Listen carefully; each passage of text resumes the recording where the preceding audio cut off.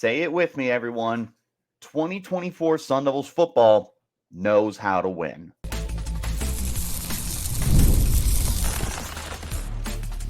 You are Locked On Sun Devils, your daily podcast on the Arizona State Sun Devils. Part of the Locked On Podcast Network, your team every day. Welcome back to the Locked On Sun Devils podcast, part of the Locked On Podcast Network, your team every day. My name is Richie Bradshaw, and I will be your guide for everything Arizona State Sun Devils. A special shout out to my everydayers who are here every day, and thanks to all of you for making us your first listen of the day. Don't forget to hit like, subscribe, and turn on notifications wherever you're getting your show. Stay in touch by following me on Twitter at RichieBrads36 and the podcast at LO_Sun Devils. Today's episode is brought to you by FanDuel. Place your first $5 bet, and you'll get started with $200 in bonus bets guaranteed. Visit FanDuel.com to get started. Ladies and gentlemen, welcome back into the Locked On Sun Devils podcast. Real quick, I apologize for no content yesterday and for a late upload today. My allergies have been so bad that I literally have not been able to record unless you guys want to see me sneezing throughout the entirety of the show. So that's why we've been gone. Good news for you.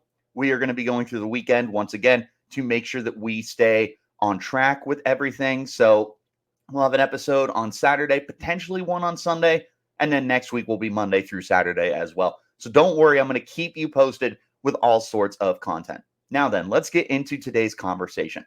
Today's conversation, we've got three things that we have learned about the Sun Devils team through the first third of the season, through 4 games for the Sun Devils now at their first bye week of the year. There are 3 main points that we have learned about the Sun Devils football team. And we'll start with number 1, which is something that we have said on this podcast for a long, long time, to the point where I make the joke that when I say this, you point at the screen and you go, he said it. He said the thing, because it's just, it's tried and true on the show, but there's a reason for it. It's because it is such a fact about this team. And that, of course, is that ASU this year has learned how to win football games. Now, let me explain, because maybe you're new to the podcast and you don't know what I mean by that. Last year, Sun Devils went 3-9. They were in 4 other games that I felt they could have won. Not that they should have won, that they could have won. You could have beat Oklahoma State, Cal, Washington, and Colorado. That puts you at 7-5. Now, unfortunately, you're not going bowling because Ray Anderson put down the self-imposed bowl ban, which really sucked. But you still would have been 7-5 in your first year with Kenny Dillingham. The reason why they couldn't do it is the Sun Devils could not close games last year. They were just unable to do it. And even in really tight, close games where you felt like they should have won, I feel like none of those are more true than Washington, who was number 5 team in the country at that point in time. They might have been higher.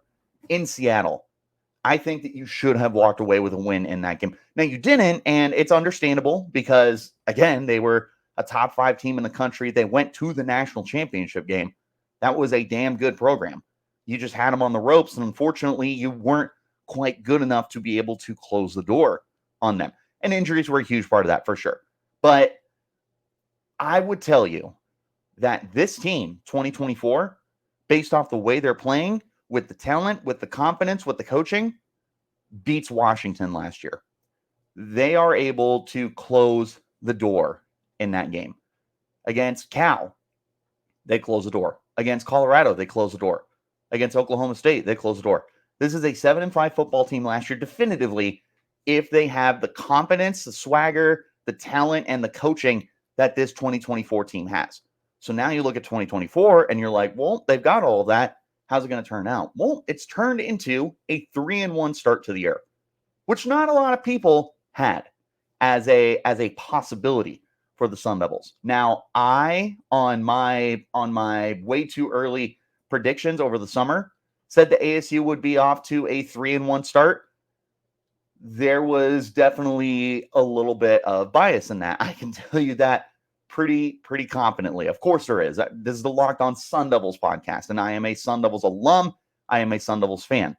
I will absolutely tell you there are times, believe it or not, where I am biased.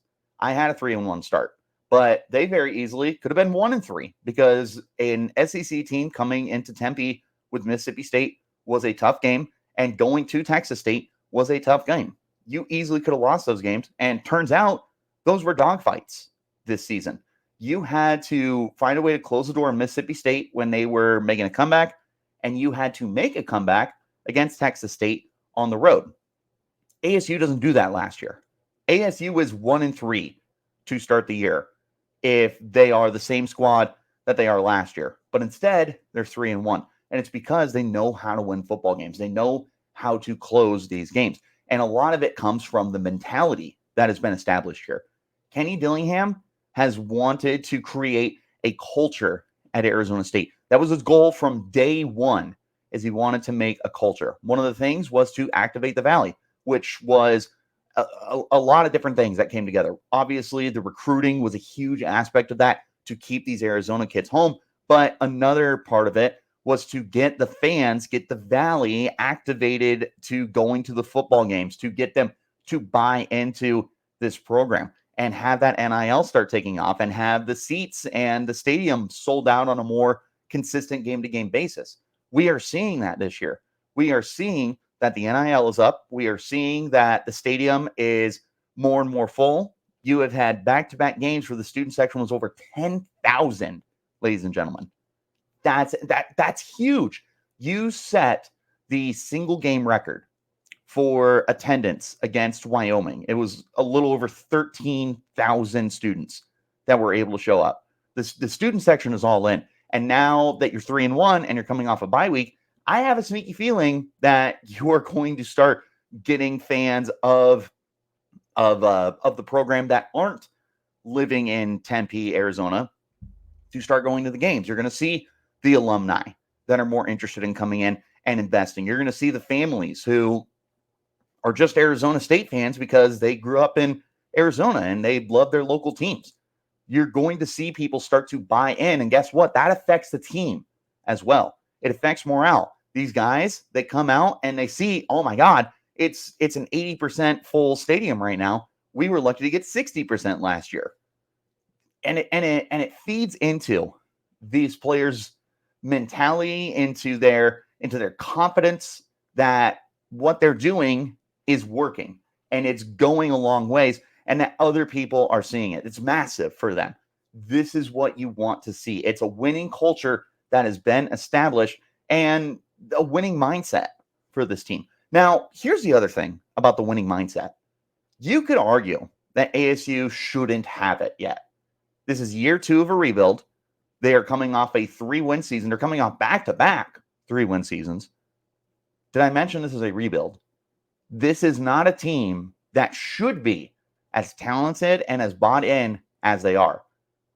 The thought process was this was going to be at least a 3-year project for Kenny Dillingham to get this thing back on track, to right the ship, and to get ASU football back into that 8 to 9 win annual basis. ASU is looking at least a 7-win season. We'll talk about that more at the end of the podcast right now. But this is a team that a lot of people did not believe was going to do much this year. There was a reason they were picked last in the Big 12 media poll this year. There was a reason that the expectations were as low as you could possibly imagine for this program, and they're exceeding them. Their win total was 4.5. They're already at 3. And there are more winnable games on this schedule. ASU, they are ahead, way ahead of where anybody had their expectations for them, ahead of where the Locked On Sun Devils podcast had for them. I was definitely optimistic about this team. I can tell you right now, they are playing at a level that I didn't see. I just call it as it is. Like, I can tell you till I'm blue in the face, yeah, I've got confidence in this team. I've got confidence in Kenny Dillingham, and I've got a lot of bias. They are playing better football than I thought they were going to play. They are playing better football than anybody thought they were going to play. And if you did think that they were going to be at this level, then you are either hopelessly optimistic, or you are about as biased as they come. And shout out to you, because you are some of my favorite fans in the entire world. This is a team that is getting the most out of its roster, and it's a much more talented roster, by the way, than what we've seen the last couple of years. They are getting the most out of the fans now, and they are a team that, simply put, knows how to win. Coming up next, we've got the second thing that we've learned, and that's that this team is still not perfect. That's coming up next. This is the Locked On Sun Devils podcast, part of the Locked On Podcast Network, your team every day. Hey, NFL fans, you can start the season with a big return on FanDuel, America's #1 sportsbook, when you have a hunch in the middle of the game. When you are checking out on YouTube TV or anywhere else and you got the quad box going, you got a good feeling that you're going to find something very, very promising. You can check out the live stats. You can view a live play-by-play and more in the middle of the game on the app on the same page where you place your bets. You'll also get $200 in bonus bets guaranteed when you place your first $5 bet. So go to FanDuel.com and get started for yourself. FanDuel, America's #1 sportsbook. Wherever you're getting your shows, hit like, subscribe, and turn on those notifications so you get that update whenever we post new content. A special shout out to my everydayers who are here every day, and thanks to all of you for making us your first listen of the day. Number 2 thing that we have learned about this program is that this is still far from a perfect team, but more importantly, the holes need to get fixed or you're going to stall out the rest of the year. Let me explain. ASU dominated Wyoming.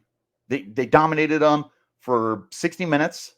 It should have been a shutout, but Wyoming decided to be petty, I guess is the nicest way that I can put it, and score a touchdown with 20 seconds left and burn their timeouts to do it. Like, congratulations. I put it in the liver that you didn't get shut out in Tempe. Whatever. The other 3 games, we mentioned this previously on this show just a few minutes ago. A year ago, ASU was not winning these football games. Part of that is because the weaknesses of this team were exposed in these 3 games. ASU runs the football as well as anybody else in the country. Well, guess what? There have been teams that have schemed up against Arizona State, and they said, yeah, we know who Cameron Scadaboo is. We know what he is capable of. We saw the 262-yard rushing game that he got earlier this year, and we are going to make sure that he does not do that again. That's what Texas State did. They sold out on the run and stuffed the line of scrimmage, and guess what? Scadaboo was under 3 yards of carry in that game. Last week against Texas Tech, guess what? They also knew that ASU's offense would go through Cameron Scadaboo. They stumped the box. He's under 4 yards of carry. Now he's still getting in the end zone, which at the end of the day is the most important stat, but they are slowing him down.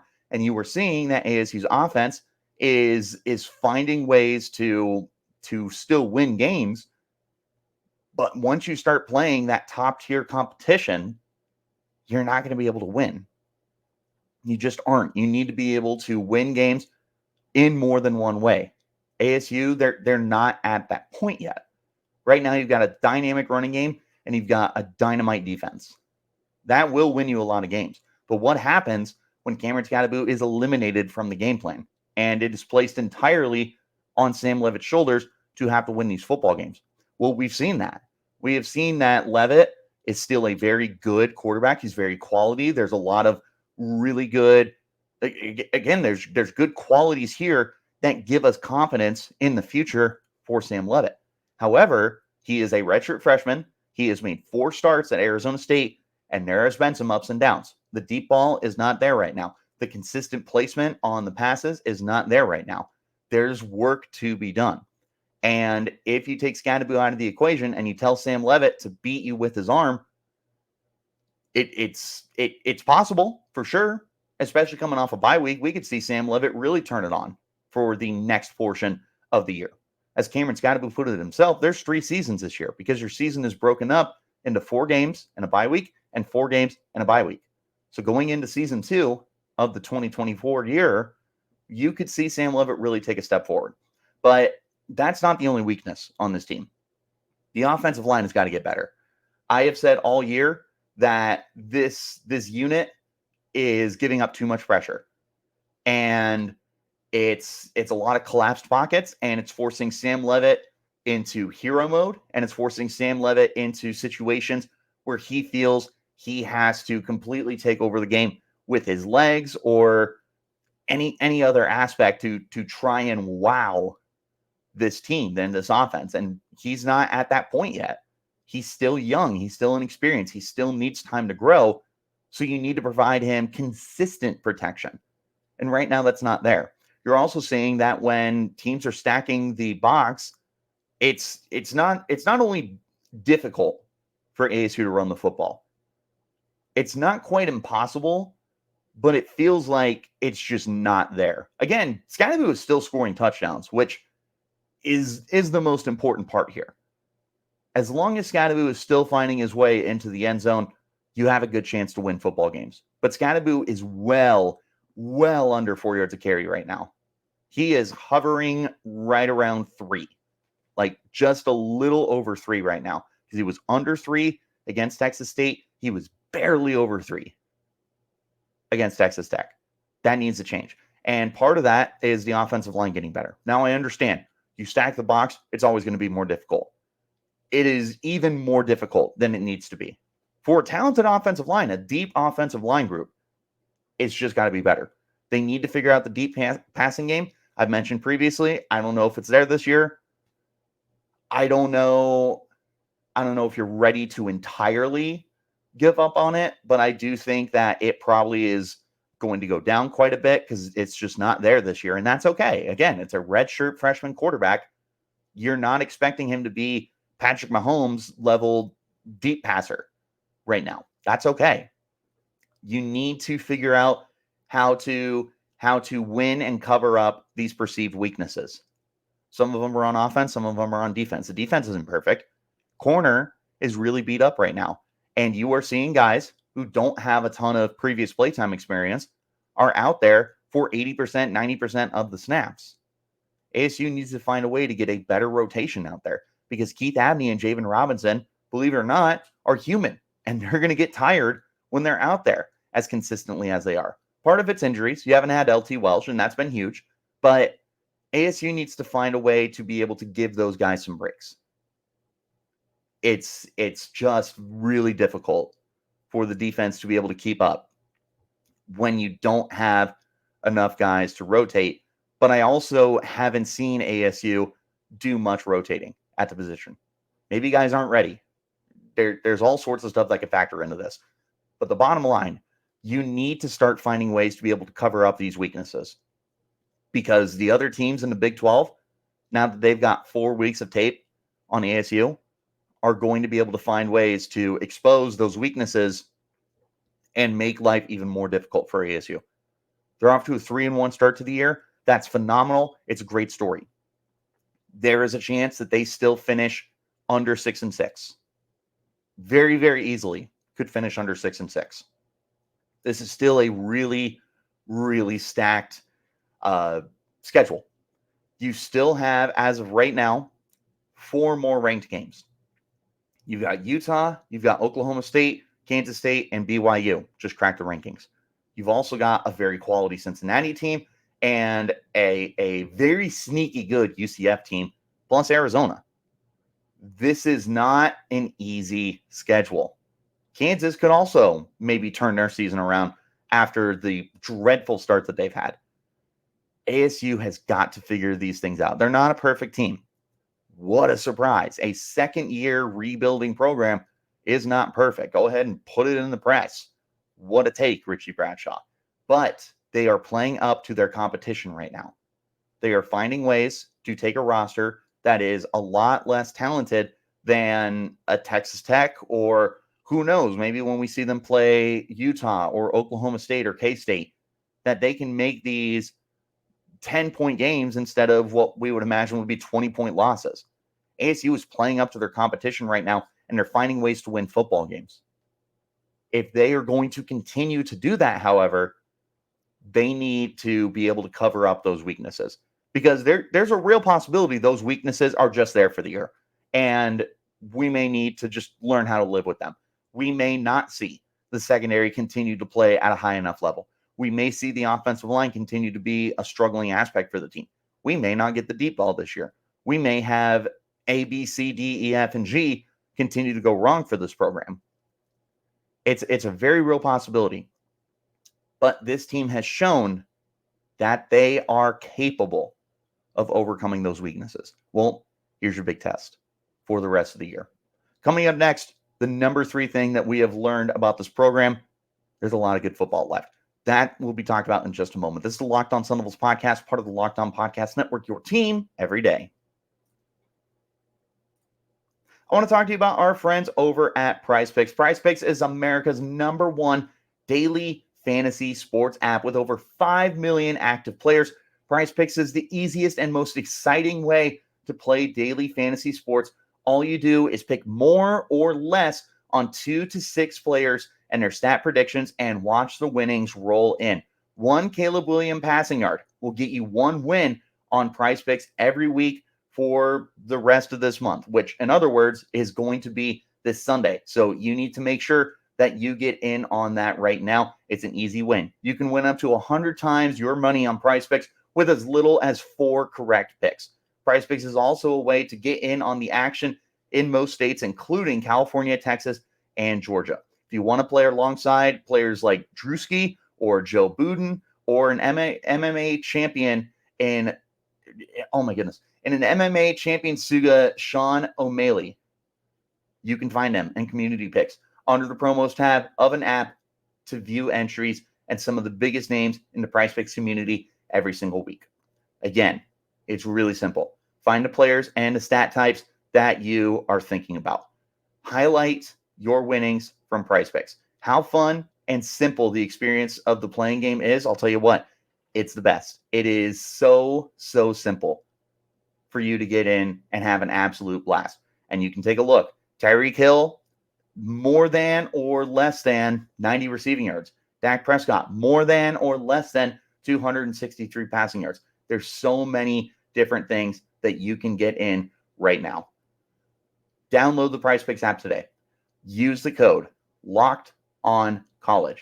Get $50 instantly when you play $5. That code is LOCKEDONCollege on Prize Picks to get $50 instantly when you play $5. You don't even need to win to receive the $50 bonus. It's guaranteed. Prize Picks, run your game. One last time, wherever you're getting your shows, hit like, hit subscribe, and turn on those notifications so you get that update whenever we post new content. I appreciate each and every single one of you for making us your first listen of the day, and a special shout out to my everydayers who are here every day. The third and last thing that we have learned about the Sun Devils team is that the best football for this team is yet to come. This is a team that is overachieving. We've said that the entirety of this podcast. Nobody had the Sun Devils playing at the level that they are. Now, I will tell you that I had them 7-5 for the season. There was a lot of optimism when I made that prediction. They still feel very realistic to be a 7-5 football team this year. They need to find 3 more wins to be able to get to a bowl game. They need to find 1 more win to be able to get over that 500 mark. That's really exciting. That is a really exciting spot to be in right now for ASU. And again, the schedule, while it's not as daunting as we initially thought it was going into this year, there's still plenty of winnable football games. Kansas is up next. Kansas is slumping. They are not the team that I picked to win the Big 12 at the start of the year. Yeah, fun fact. I had Kansas winning the Big 12 when I submitted my Big 12 media poll. Crazy, right? Well, turns out I'm about as wrong as it gets. That is a winnable football game. Going to Cincinnati, that is going to be unbelievably difficult, but it's not impossible. You can find a way to play up to that competition. You're hosting UCF and you're hosting BYU. Those are massive because those are teams that are a lot better than they were supposed to be going into the year, especially BYU. BYU was supposed to be one of the bottom dwellers. Guess what? They just took down K-State, took them down pretty convincingly in Provo. Now they're ranked. this is a much better team than we thought they were going to be. It's still not an impossible game. UCF is coming all the way across the country. They're going from Orlando, Florida to Tempe, Arizona. That's a difficult trip. They might be able to get them. Then you go to Tucson. I've said this many times on the podcast. Let me go ahead and double down.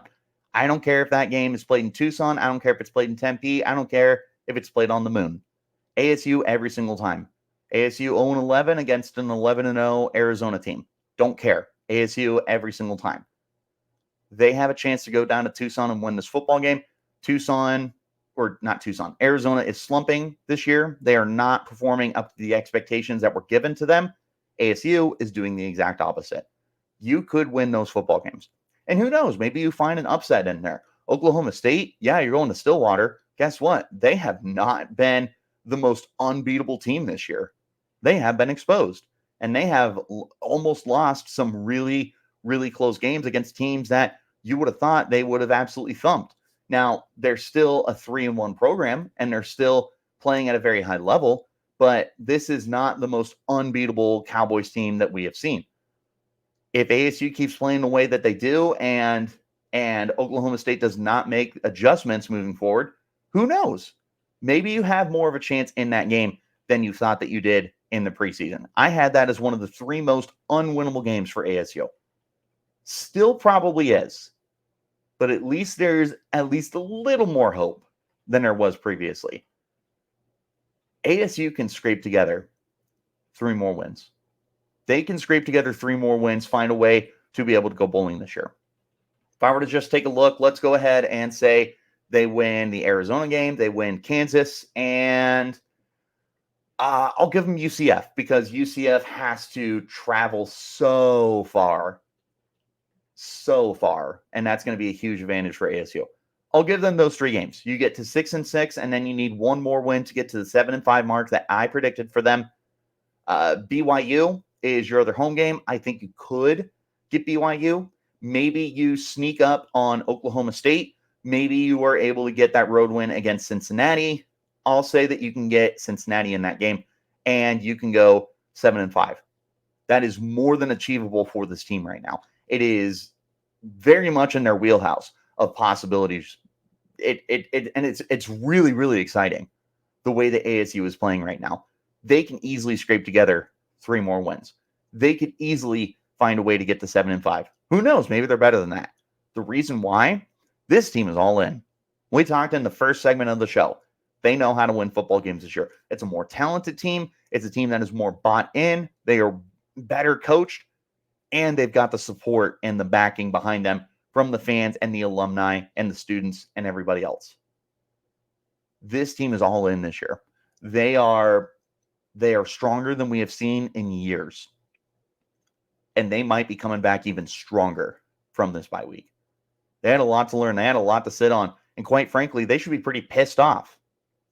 They should have been 4-0. But you know what? They came out sleeping against Texas Tech, and they got humbled. I can't think of a better way to go into a bye week than off a humbling loss and sit there and go, you know what? We should have won that friggin' football game. We need to be better. That's a pretty good way to go into the bye week. ASU could be 4-1 to start the year with a win over Kansas. After that, you're just going to have to find a way to scrape together some wins. That is more than feasible for the way that this team is playing football right now. I'm really excited about ASU football. This is one of the best teams we've seen in years, and I think that the best is yet to come for this team in 2024.